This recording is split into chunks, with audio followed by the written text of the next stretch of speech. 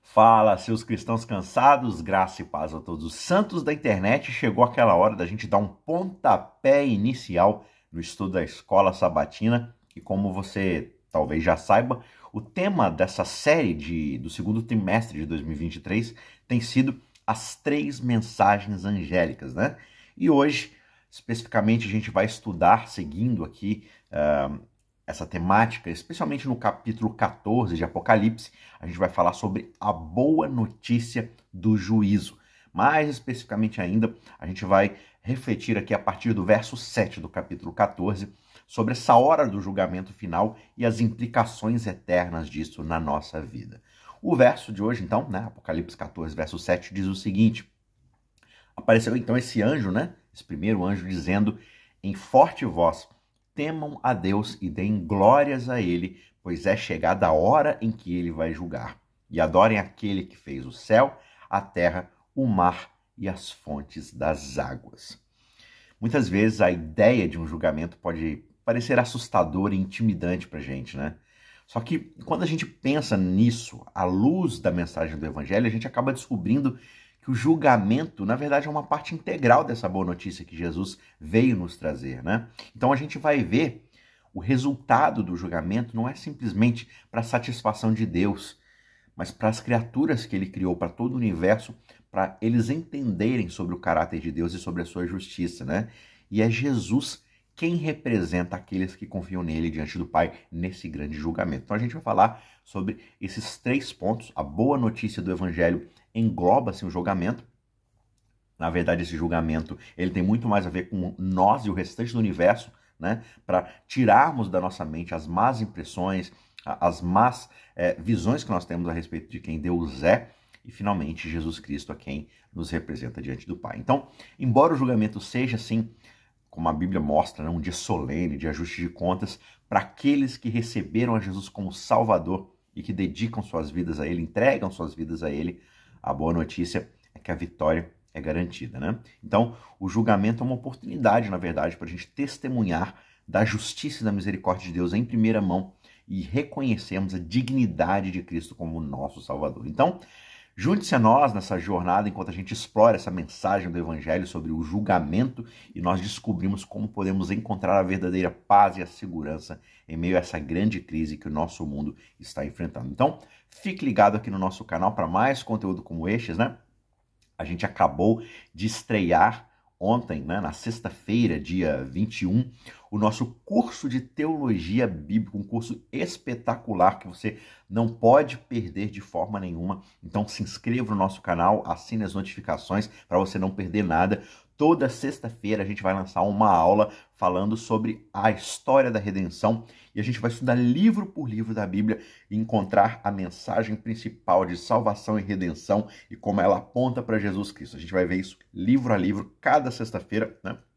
Então, nessas 3 primeiras aulas, possivelmente, a gente vai estar estudando sobre uma introdução à teologia bíblica, o que é essa teologia da narrativa, como é que as histórias bíblicas, a Bíblia como uma história só, ela fala ao nosso coração, ela traz essa mensagem e depois a gente vai pegar, cada sexta-feira a gente vai estudar um livro da Bíblia, ver todo o panorama da história daquele livro e como essa mensagem conduz a história da redenção para frente e ela nos aponta para Cristo. Então não perca toda sexta-feira aqui no canal, 6 horas da tarde, você pode acompanhar essa aula gratuitamente, sem nenhuma cobrança e tudo mais, né? Então, não perca essa oportunidade. Se inscreva no nosso canal, assine as notificações e, se você puder, generosamente, deixe um comentário nesse vídeo, deixe o seu like e incentive outras pessoas também a estudarem a Bíblia. Tá certo? Muito obrigado, então. Vamos para o primeiro tópico aqui do nosso vídeo, que eu acho importante a gente destacar, que é o julgamento é uma parte integral do Evangelho. Talvez seja estranho para você pensar no julgamento, né, numa cena de tribunal como uma parte do Evangelho, já, né, que a gente viu que a palavra Evangelho, na verdade, significa boas novas, boas notícias, certo? Então, como é que um julgamento pode ser considerado uma boa notícia? Aí é que entra a questão, né? Depende de para que serve esse julgamento. A gente geralmente tem medo de julgamento porque a gente acha que a gente está do lado culpado. E no nosso caso, como Paulo vai falar em Romanos, todos nós estamos do lado culpado. Só que o Evangelho ele traz uma boa notícia de que há uma forma de se tornar inocente nesse julgamento. Enfim, a gente vai falar sobre isso no terceiro ponto.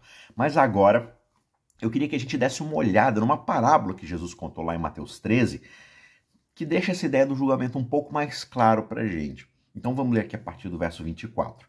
Diz assim: Jesus lhes propôs uma outra parábola, dizendo: o reino dos céus é semelhante a um homem que semeou uma boa semente no seu campo. Mas enquanto todos estavam dormindo, veio o inimigo dele, semeou o joio no meio do trigo e foi embora. E quando as plantas cresceram e produziram fruto, apareceu também o joio. Então os servos do dono da casa chegaram e disseram: patrão, o senhor não semeou boa semente no seu campo? De onde então veio o joio? Ele, porém, lhes respondeu: um inimigo fez isso. Mas os servos lhe perguntaram: por acaso o senhor quer que a gente vá e arranque o joio do meio da plantação? O dono da casa respondeu: não, porque quando você separar o joio, você pode acabar arrancando também o trigo, desde que cresçam juntos até a colheita. E no tempo da colheita eu direi aos ceifeiros: ajuntem primeiro o joio e amarrem-no em feixes para ser queimado, mas recolham o trigo no meu celeiro. Então, essa mensagem de Jesus, essa história de Jesus, ela fala um pouco a respeito dessa ideia do julgamento. O julgamento é você selecionar os justos dos ímpios.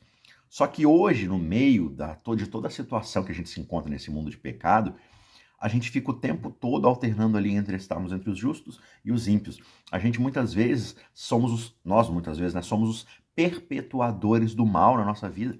Então, se Deus vier instantaneamente acabar com o mal, provavelmente nós vamos ser vítimas dessa aniquilação do mal, porque nós estamos emaranhados no meio do joio.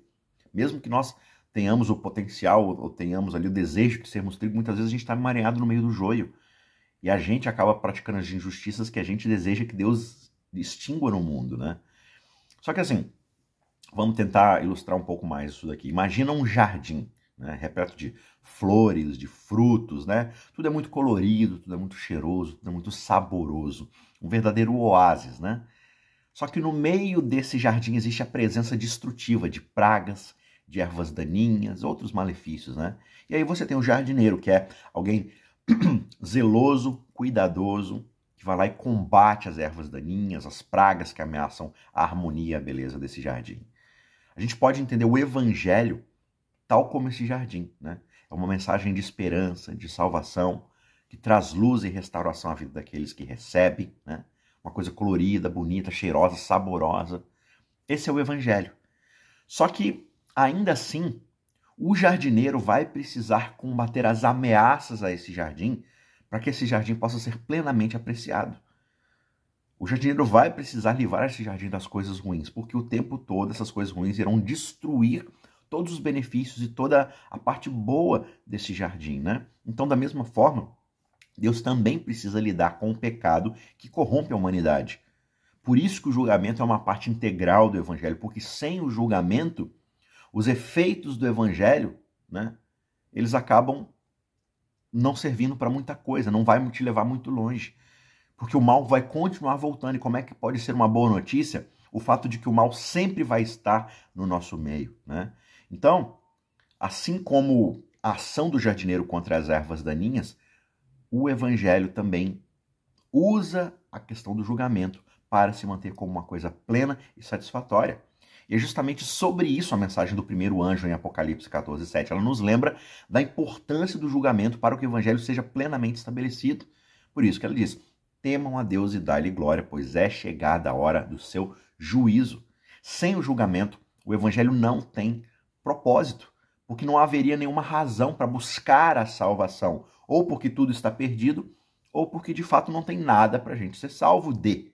Né? Se tudo está certo, se não tem o mal para ser extinto, qual que é a boa notícia então? Não, você está sendo salvo. Salvo de quê? Está tudo certo, está tudo bonito, está tudo maravilhoso. Então, para que a salvação haja, para que a redenção haja, é preciso haver a restauração. E a restauração só pode começar quando o mal for aniquilado, quando o joio for removido. E para isso existe, então, esse julgamento. Então, veja, ao contrário do que alguns pensam, o julgamento de Deus não é diretamente contra os pecadores em si, mas contra o pecado e o que o pecado causa na nossa vida. Deus ama todos os seres humanos, independentemente das suas ações. Só que, no entanto, o pecado é uma força que, quando instalada no nosso sistema operacional, digamos assim, ela acaba separando os seres humanos de Deus. E a gente se torna inimigos de Deus cada vez mais. De um Deus que é santo, que é a fonte da vida, a gente se afasta dele, com isso a gente destrói a nossa própria vida, a vida daqueles que o praticam, a vida daqueles ao nosso redor, e a gente se coloca então contra Deus. Então Jesus veio ao mundo justamente para poder oferecer um remédio divino para o pecado, a sua própria vida. Ele morreu para que a gente tenha a chance de sair desse ciclo de autodestruição. Então lá na cruz, ele recebeu todo o julgamento de Deus contra o pecado sobre si, para que nós não precisássemos sofrer. Então, através da fé em Cristo, nós podemos receber o perdão pelos nossos pecados e a cura para as feridas causadas pelo pecado. Esse é o Evangelho, essa é a mensagem do Evangelho. Nós podemos subsistir diante desse julgamento e sermos salvos e nos tornarmos inocentes. Mas a mensagem do Evangelho pressupõe que existe esse juízo, um juízo onde o mal vai ser acusado e nós seremos livres do mal de uma vez por todas. A questão é, se eu permaneço abraçado com o mal, se eu permaneço nesse caminho de separação de Deus, eu estou fadado a ficar do mesmo lado do julgamento que trará a culpa sobre todo o mal. Por isso a mensagem do Evangelho me oferece um caminho diferente, me oferece uma esperança para uma mudança de vida. A expiação de Cristo não é simplesmente uma forma mágica da gente obter o perdão.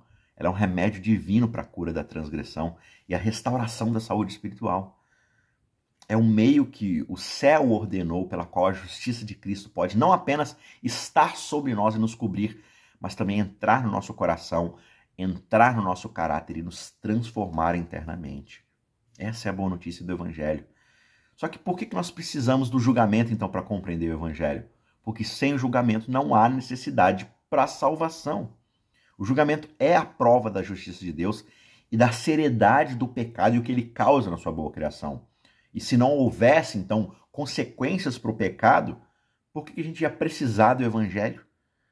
Se o pecado não é algo a ser lidado, não é algo a ser separado da boa criação de Deus, então por que eu preciso então do Evangelho para poder dizer que eu tenho a oportunidade de ser declarado inocente, ser transformado e ser retirado desse mal, para que Deus possa então descer o seu juízo sobre o mal? Então uma coisa está ligada à outra e depende da outra, né? Por outro lado, se não houvesse o Evangelho, se só houvesse julgamento, então nós não teríamos esperança nesse julgamento, né? Porque Deus olha para nós e ele vê o mal que nós estamos causando ao perpetuar o pecado na sua boa criação.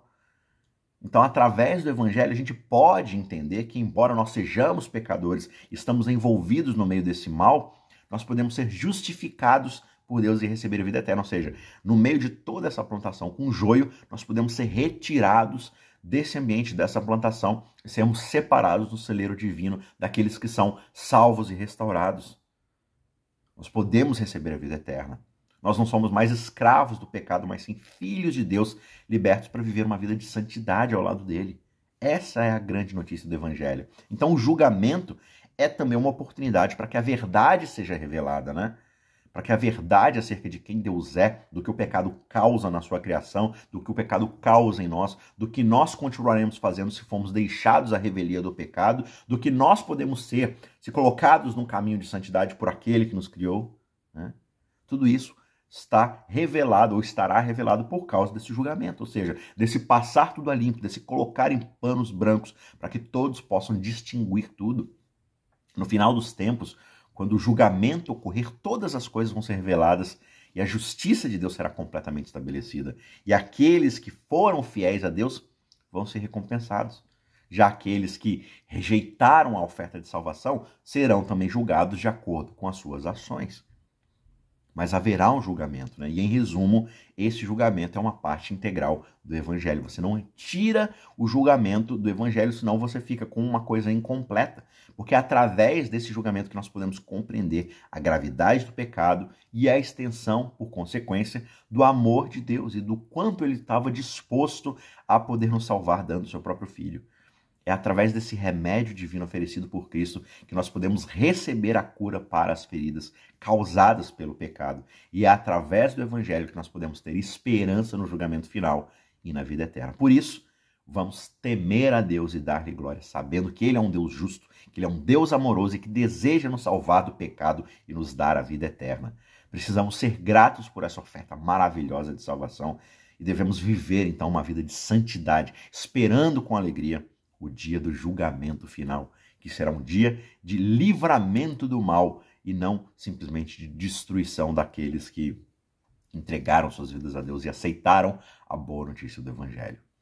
Ponto de número 2 aqui do nosso estudo, o julgamento, esse julgamento que é parte integral do Evangelho, ele não é algo, em primeira instância, feito para o próprio Deus. O que isso quer dizer? Veja, o julgamento não é para Deus em si mesmo, mas muito mais para as criaturas que ele criou, de todo o universo criado. De acordo com Apocalipse 20, verso 12, o julgamento vai ser baseado nas obras que foram escritas nos livros, né? Então veja, é importante notar que as obras, deixar claro aqui, as obras não são a causa da salvação, mas elas são resultado da salvação e por isso elas servem como evidência para mostrar que Deus foi justo naqueles que ele salvou, né? Deus não trouxe ninguém que ainda é ímpio, que não aceitou a mensagem do Evangelho. Então, quando a gente pensa no pecado, a gente começa a entender que o pecado se manifesta nas nossas vidas, né? Através das nossas más obras, como Paulo vai dizer lá em Colossenses 1:21, né? Então, o pecado ele se instaura no nosso coração, na nossa mente, ele gera pensamentos ruins, ele gera uma inclinação para aquilo que é mal, que vai ser externado através de más obras, na forma como tratamos os outros, como tratamos a nós mesmos, aquilo que nós fazemos na criação de Deus, né? A forma como a gente, de fato, vive a nossa vida. Por outro lado, a salvação também vai se manifestar em boas obras, como Paulo vai falar em Efésios 2, 8-10, né? Então, assim, o Espírito Santo entra no nosso coração, transforma o nosso coração, transforma a nossa mente, a gente se converte e essa nova postura de santidade vai se revelar através das obras que nós vamos praticar. A forma como tratamos a nós mesmos, o próximo, vivemos na boa criação de Deus, da mesma forma. São os frutos da carne e o fruto do Espírito. Então, uma vida carnal de pecado, ela vai gerar frutos de carnalidade, né? Maldade, ódio, ciúmes, inveja, egoísmo e por aí vai, né? Imoralidade. E o fruto do Espírito, né? O que o Espírito gera, então, de obras na minha vida? Bondade, benignidade, mansidão, domínio próprio, temperança, paz, né? Todas as coisas que o Espírito Santo é capaz de gerar na nossa vida. Ou seja, os frutos vão mostrar onde a nossa árvore está plantada. No entanto, é importante a gente lembrar que mesmo as boas obras que nós fazemos, as coisas boas que nós fazemos ao sermos salvos, elas não conquistam nenhum mérito diante de Deus. Por quê? Porque elas não têm origem em nós mesmos, elas têm origem no próprio Deus, elas são potencializadas pelo Espírito Santo, como a gente consegue ver, né? Justamente nesse ensinamento de Paulo a respeito dos frutos do Espírito. Então, se elas vêm de Deus, se toda dádiva e todo dom perfeito vem do Pai das luzes, em quem não há sombra nem nenhum indício de mudança, se elas são geradas em nós através de uma força que está além de nós, ela não é o nosso próprio orgulho. A gente não pode dizer que somos nós que fizemos isso, portanto nós temos mérito diante de Deus. É Cristo quem é a fonte de todo impulso correto dentro de nós, né? Por isso que Tiago disse isso sobre esse dom perfeito que vem do Pai das Luzes. Somente Jesus Cristo pode implantar nos nossos corações a inimizade contra o pecado e nos dar o desejo sincero de fazer o que é certo. E quando nós esforçamos para poder nos reformar, isso nada mais é do que o próprio poder de Cristo em nós, nos atraindo e nos capacitando para fazer a vontade de Deus. Então nada disso é mérito nosso, nada disso a gente pode clamar como crédito diante de Deus. É justamente por isso que o julgamento é muito importante para nós, como essa oportunidade de avaliar nossas próprias vidas e verificar se nós estamos vivendo de acordo com a vontade de Deus, se aceitamos a sua soberania, o seu senhorio em nossas vidas. Essa é uma oportunidade para vermos se estamos fazendo as obras que Deus espera de nós, se estamos nos esforçando para viver em santidade a partir do poder que Ele nos dá e da habitação do Espírito Santo no nosso coração. No entanto, nós não devemos ver o julgamento como algo a ser temido, né? Ou como uma forma de ganhar méritos diante de Deus. Chegar lá e falar assim, olha como eu sou bom, olha as evidências a meu favor para eu ser salvo, através do meu mérito, né? Como nós já mencionamos aqui, a salvação é um dom gratuito de Deus que é recebido através da fé em Cristo. Então, por causa disso, as nossas boas obras, acabam sendo um resultado da fé que nós depositamos em Cristo, e não a causa da nossa fé, né? Nós não nos tornamos bons porque buscamos fazer o bem. Nós fazemos o bem porque Cristo nos buscou e nos redimiu e agora nos colocou num caminho de restauração e de santidade. Portanto, nós devemos nos esforçar sim para fazer o que é certo, sabendo que é o poder de Cristo em nós que nos permite fazer isso. E por isso nós devemos nos alegrar no fato de que o julgamento é uma oportunidade para vermos o amor de Deus em nossas vidas e para celebrarmos a vitória que nós temos em Cristo. E quando nós demonstrarmos para todo o universo nesse julgamento, ou quando Cristo demonstrar nesse julgamento o que a sua salvação, o que a sua redenção, o que o sacrifício dele causou em nós, todo o universo vai olhar e vai falar assim, nossa, mas esse Deus que se sacrifica para poder restaurar a sua criação rebelde, esse Deus não é o Deus que Satanás está acusando de ser um Deus tirano, de ser um Deus possessivo, de ser um Deus autoritário. Pelo contrário, esse Deus morre para que nós tenhamos a chance de escolhermos o seu jeito de viver. O nosso jeito de viver é querer matar esse Deus para poder impor a nossa vontade rebelde de vida. Então, quando você olha para essas duas evidências, para esses dois lados nesse julgamento, o mundo inteiro consegue ver que o caminho de Deus é muito melhor. Justos e admiráveis são os teus caminhos, ó Deus das nações.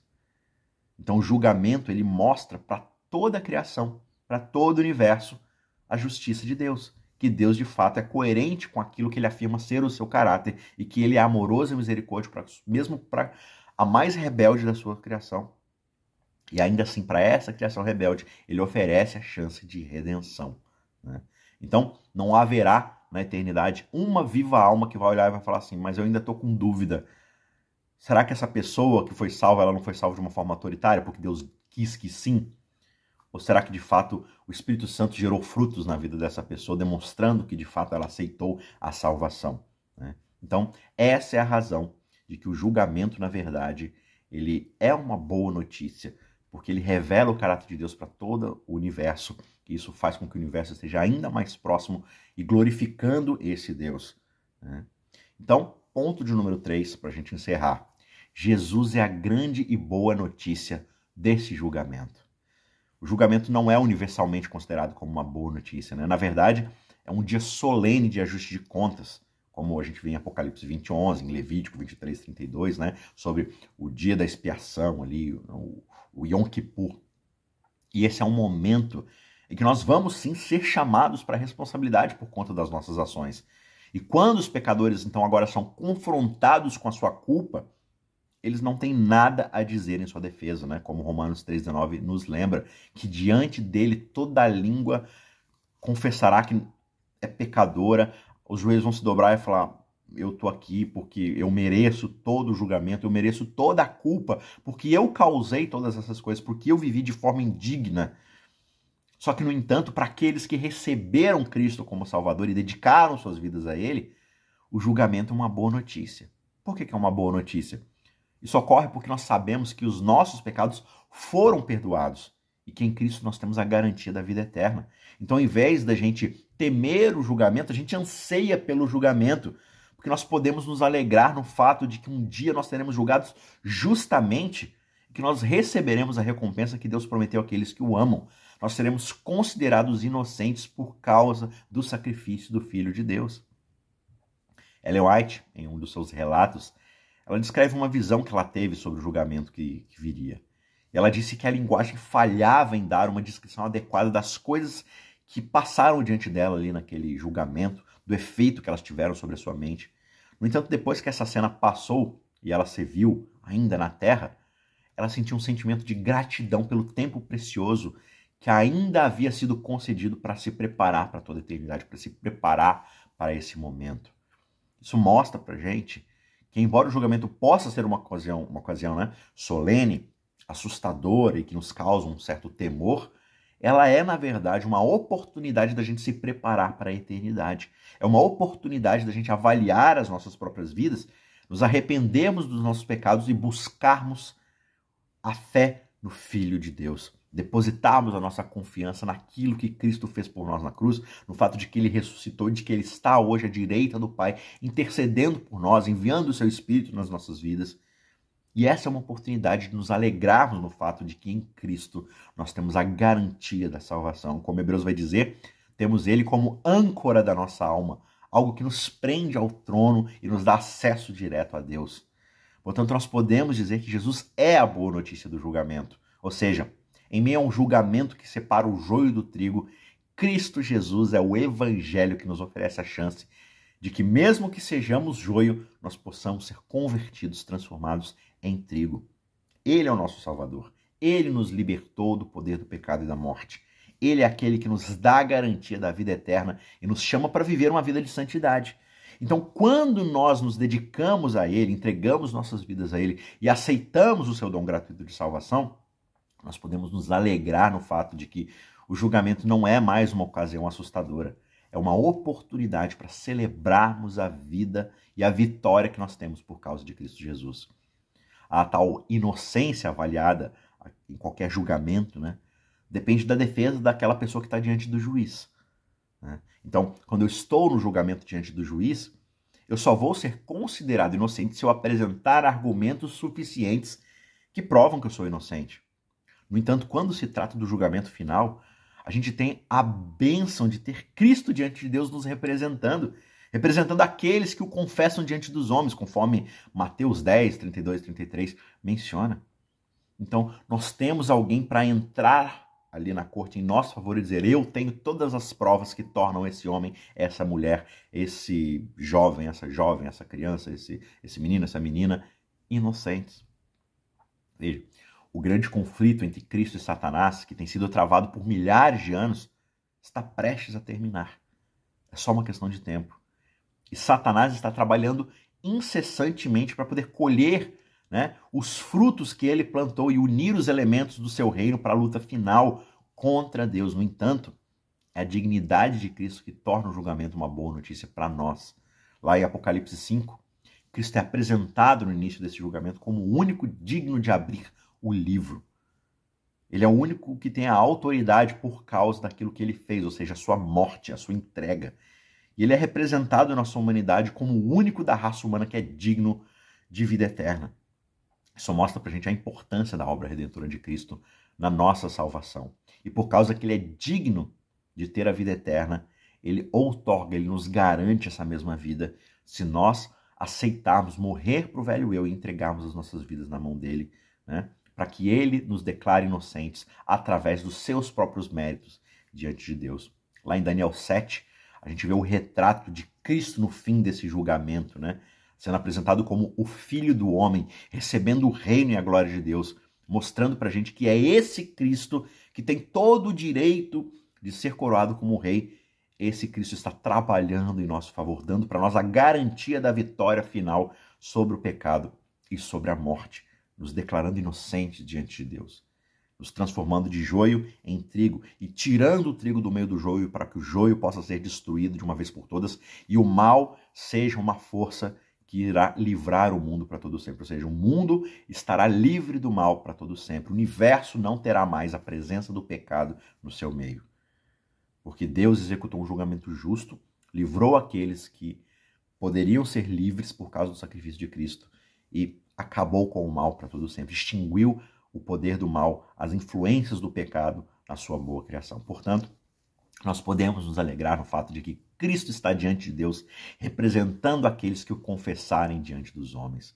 Ele é a nossa defesa no julgamento e é através dele que nós podemos ter a certeza da vida eterna. O julgamento final pode ser uma ocasião solene, pode ser algo que nos enche de temor, só que para aqueles que estão em Cristo, essa é uma ocasião de celebração da vitória que nós temos nele.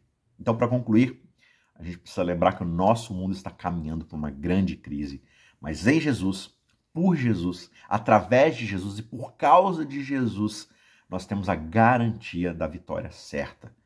No entanto, essa vitória só é garantida se nós permanecermos conectados a esse Deus, a esse Cristo, a esse Jesus, o que nós fazemos pela fé. Uma fé que acaba nos conduzindo a uma obediência, um Espírito Santo que gera em nós frutos de santificação. A escolha está em nossas mãos. Nós podemos escolher seguir a Cristo, colocar a nossa fé nele, obedecer à sua vontade, ou nós podemos escolher seguir o nosso próprio caminho, ignorar a voz de Deus, os seus mandamentos e viver da forma como nós acharmos melhor. No entanto, essa escolha, na verdade, ambas as escolhas terão consequências eternas, ou para a perdição eterna, para a aniquilação eterna, ou para a vida eterna ao lado de Cristo. Mas em Jesus, nós temos a garantia da vida eterna e da vitória sobre o pecado e sobre a morte. Ele é o caminho, ele é a verdade, ele é a vida, e só através dele nós podemos encontrar a salvação e a paz interior.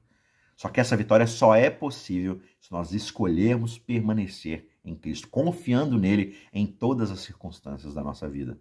Portanto, a escolha é nossa. Nós podemos escolher seguir a Cristo, confiando nele, obedecendo a sua vontade, ou podemos escolher seguir nosso próprio caminho de egoísmo, de vaidade, ignorando a voz de Deus, ignorando seus mandamentos.